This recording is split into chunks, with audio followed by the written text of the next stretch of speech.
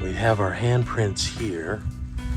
Look at the intricate design of the one in the center there. It's the most pottery I've seen in one place.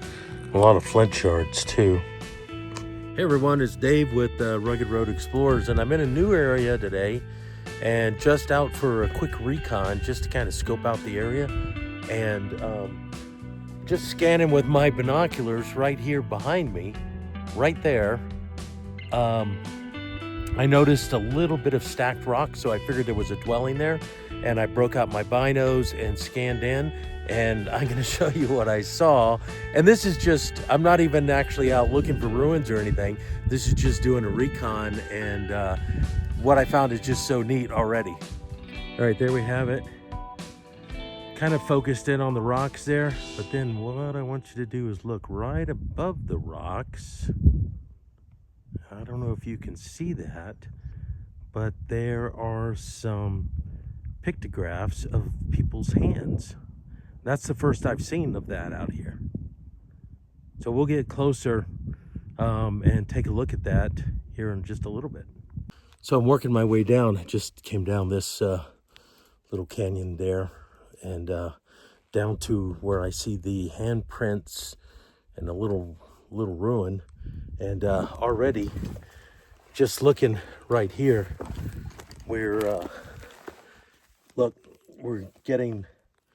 I'm finding pottery already. There's another one there. So pretty neat. I'm gonna flip the camera around as we walk up to it so you can see what I'm seeing as we go. All right, it's just across the wash over there. I suspect that's the main living area, but it looks like the rock has collapsed, so it may all be buried in there, which would be too bad.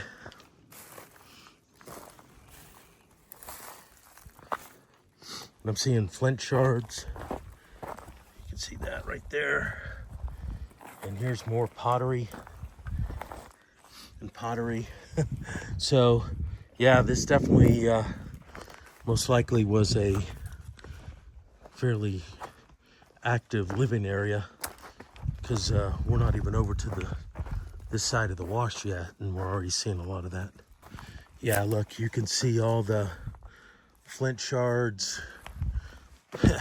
It's just littered with pottery and flint, and all the way up the hill there. Look at that.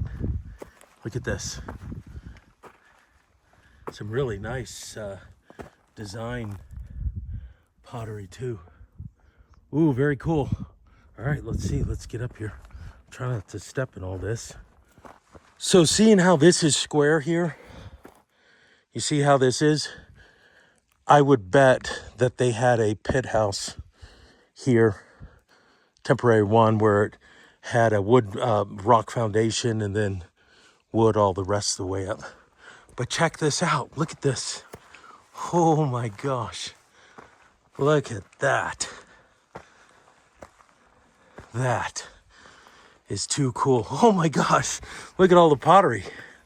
Holy smokes. Look at that.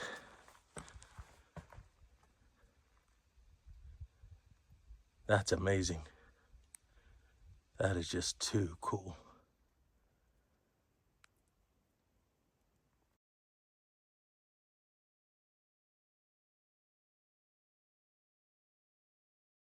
So you can see behind me, kind of was like the door there, I guess, of what's left of it. But the interesting thing is, and I'll flip the camera around again, is the different types of pottery here meant that this was a multi-year, or multi-hundred years of living, because the different pottery I'm seeing are for different time periods. So people were here for quite a long time. Now it's obvious people have been here because they picked up certain pieces and put them up on a rock here, but look at the intricate design of the one in the center there. And then this was part of a jug at one time. You can see this right there. You have different time periods in different areas. Here you have some flint. Looks like a spearhead. Very cool. And again, another kind of design. And here you have a small little grinding stone. Half of one anyways. And then check out in the rocks here. You can see where they have the sharpening marks in the rocks there and right up there. So I haven't even looked past I haven't even really started to explore this. So we're doing it together. Here you can see part of the wall used to be, you can see the mud is still packed in there with the rock. So this was all built out at one time. Wow, and they probably had the kids come over here. All right, kids. Every time one of them got a certain age, they got to put their handprint up. All right, let's explore this together. So right here on the end, we see we've got some sharpening marks there. We have our handprints here. Let me extend this out so I don't have to step in here and step on all this pottery. We've got a remnants of a wall there.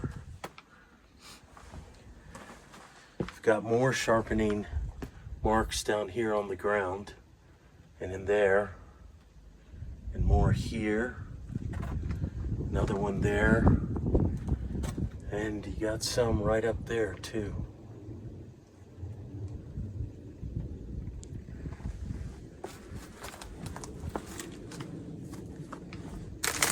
Just looking around. I'm looking at this for the first time, just like with you guys. So this is what the area looks like behind me. Very neat. This may have been their fire area. You can kind of see it's a fire pit, or just could have been a storage area. Like I said, I'm pretty sure that this flat area behind me, because you can see kind of the wall running there, was probably where they had their kiva set up. So it would have been half stone or a base of stone, and then the rest would have been of wood. And so yeah, very cool little place. We're going to explore further. There may have been more living quarters over here, and we'll go check it out here in just one second. So this is the area just west of where I was, but you can kind of see everything's fallen down, unfortunately. But we'll take a look back here, see if we see anything. Man, it's just all gonna be rubble. Oh, that's a shame. So right there in front of me is where the kiva would have been, and then right behind it is the remains of the little shelter and the handprints. And I don't see anything else here in the valley, unless this collapsed area was more living area. So it could have just been a one family little kiva here, where they were farming on the top there, and we're just here seasonally or full time, who knows. So that's what we got, and I'll keep looking around, but right now that's pretty neat that we found that. Just getting ready to leave, so I wanted to film one last time, just so you can see how this little building was. And this is probably where their kiva was.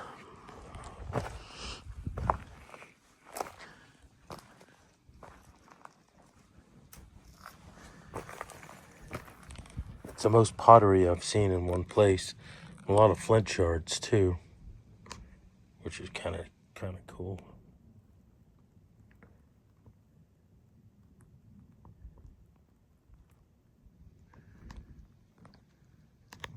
And then you've got all the markings where they either were sharpening or shaping arrow shafts or sharpening sticks. Not exactly sure what, but they must have been doing quite a bit of it. And then left their handprints for us. There's a couple more. And then there's these down there.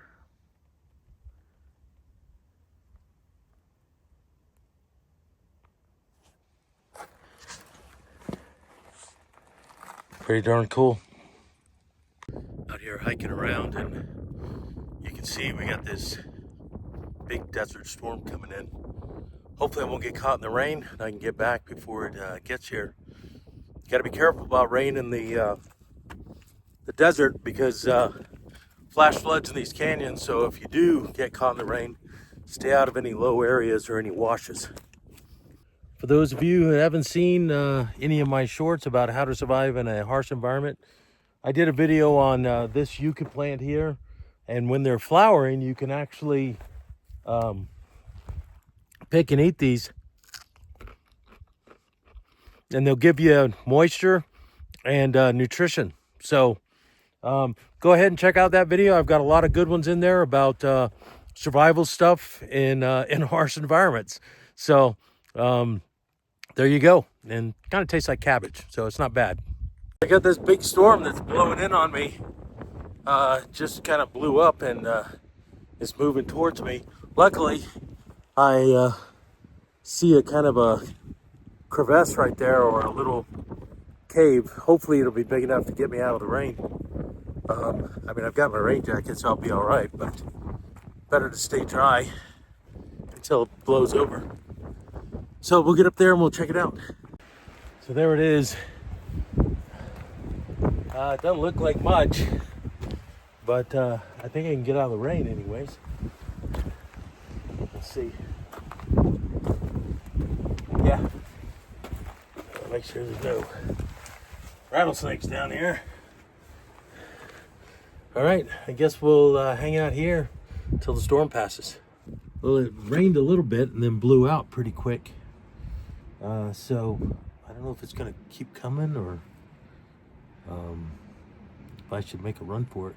I got about 5 miles to go though before I get back to the camper. So, right, it's quit raining, so say goodbye to my shelter here and hightail it back cross country. See if I can get home before I get wet. Well, I made it back before it really started dumping on me.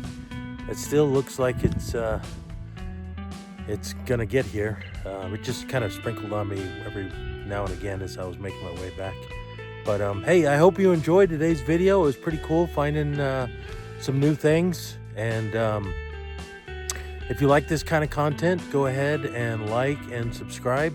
And I'll be bringing you more, I'm sure, because I'm headed out again tomorrow. So no telling what I'll find.